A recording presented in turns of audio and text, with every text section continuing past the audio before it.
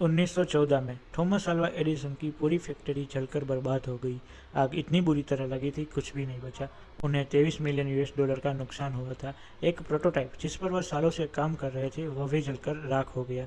इस पूरी सिचुएशन को जानने के बाद थॉमस अल्वा एडिसन ने जिस तरीके से रिएक्ट किया, उसे कहते हैं मेंटल टफनेस।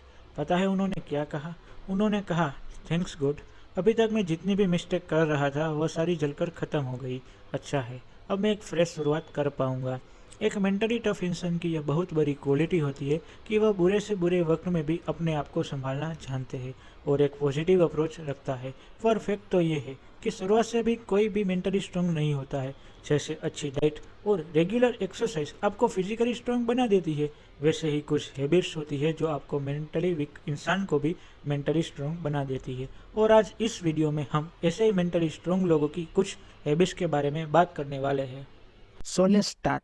पहली हैबिट है इम्प्रेसिंग चेंज। ईगल एक इकलौता पक्षी होता है जो 70 साल की उम्र तक जिंदा रह सकता है, पर इस उम्र तक जिंदा रहने के लिए हर ईगल को एक बहुत मुश्किल डिसीजन लेना पड़ता है, क्योंकि 40 साल तक जिंदा रहने के बाद एक ईगल के पंजे इस लायक नहीं रह सकते कि उन पंजों से कोई शिकार आसानी से कर पाए। उसके पंजे कमजोर हो जाते हैं और इतने लचीले भी नहीं रहते। और तो और उसकी तीखी और लंबी चोंच भी काफी मुड़ जाती है और उसके पंख इतने मोटे हो जाते हैं कि उड़ान भरना भी मुश्किल हो जाता है। और 40 साल की उम्र में यही वह टाइम होता है जब एक ईगल के पास सिर्फ दो ही ऑप्शन होते हैं। पहले, ये तो वह इसी तरह मर जाए, दूसरा कि वह एक बहुत ही पेनफुल से चेंज के प्रोसेस को एक्सेप्ट कर ले। एक ईगल की जिंदगी में यह प्रोसेस 150 दिन का होता है और इस प्रोसेस के लिए उस ईगल को किसी पहाड़ की चोटी पर जाकर बैठ जाना होता है और वहां उसे अपनी चोंच को तब तक किसी पत्थर पर मारते रहना होता है जब तक उसकी चोंच निचलकर नीचे ना गिर जाए। और चोंच के अलग हो जाने के बाद एक ईगल फिर नई चोंच उगने का इंतजार करती है। जब नई चोंच उग जाती है तो उसे तीखी और मजबूत चोंच से फिर वह अपने पंजे उखाड़ देती है और फिर से नए पंजों के उगने का इंतजार करती है। जब उसके नुकीले से नए पंजे वापस आ जाते हैं तो फिर वो उन पंजों से अपने पुराने से मोटे पंख भी नोच लेती है ताकि नए और हल्के पंख उग पाए।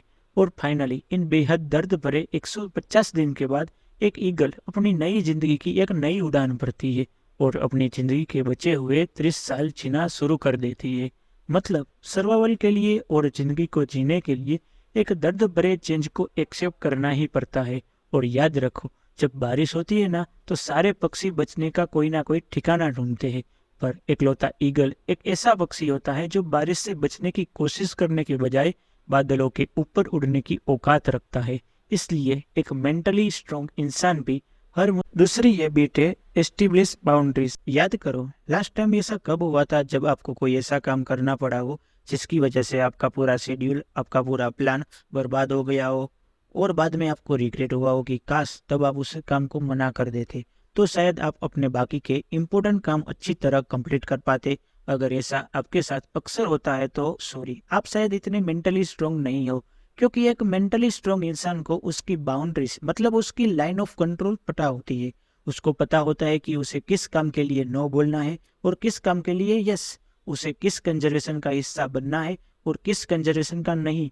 उसे क्या खाना है और क्या नहीं।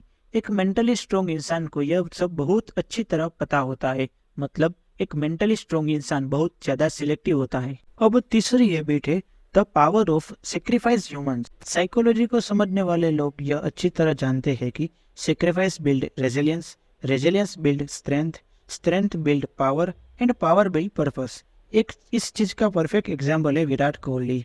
2017 में मैंने एक आर्टिकल पढ़ा जिसमें लिखा था कि विराट कोहली कितने बड़े फुद्दी थे और उन्हें मटन रोल, बटर चिकन और छोले भटूरे जैसी डिशेस कितनी ज़्यादा पसंद थी। पर आज उनकी डाइट कुछ ऐसी है कि बटर चिकन और मटन रोल तो छोड़ो, कॉफी में चीनी तक नहीं पीते। और सेक्रीफाइस उनकी लाइफ का एक मेजर एलिमेंट है। और दोस्तों, कोई भी पर्पस बिना सेक्रीफाइस के पूरा किया ही नहीं जा सकता, चाहे वह सेक्रीफाइस बुरी आदत का हो, जंक फूड का हो या सोशल लाइफ का। सेक्रीफाइस को करना ही पड़ता है और मेंटली स्ट्रांग लोग यह सेक्रीफाइस करने से पीछे नहीं हटते। चौथी हैबिट है इम्प्रेसिंग फेलियर एंड मिस्टेक्स।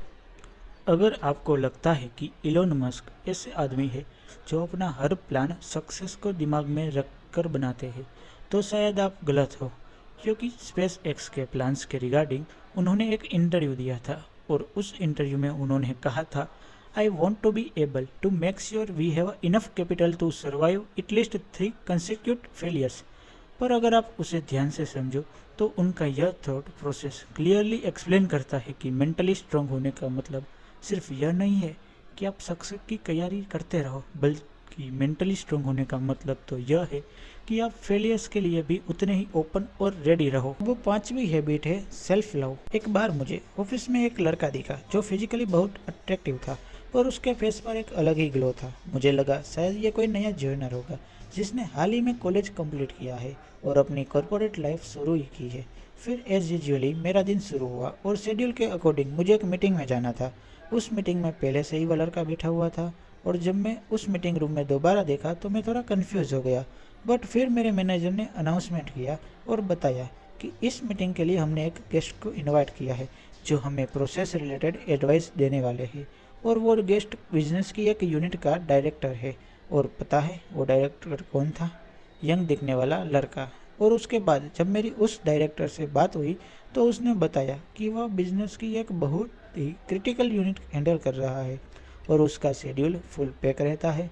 पर वह जब तक अपने दिन की शुरुआत में सबसे पहले अपनी फिजिकल हेल्थ और मेंटल हेल्थ पर काम नहीं कर लेता, वह अपने दिन के बाकी काम भी शुरू ही नहीं करता। For him his day start with practice of self love. And दोस्तों, वैसे सेल्फ प्रैक्टिस करने से आपकी सेल्फ एस्टीम और ओवरऑल मेंटल हेल्थ कई गुना इम्प्रूव हो जाती है।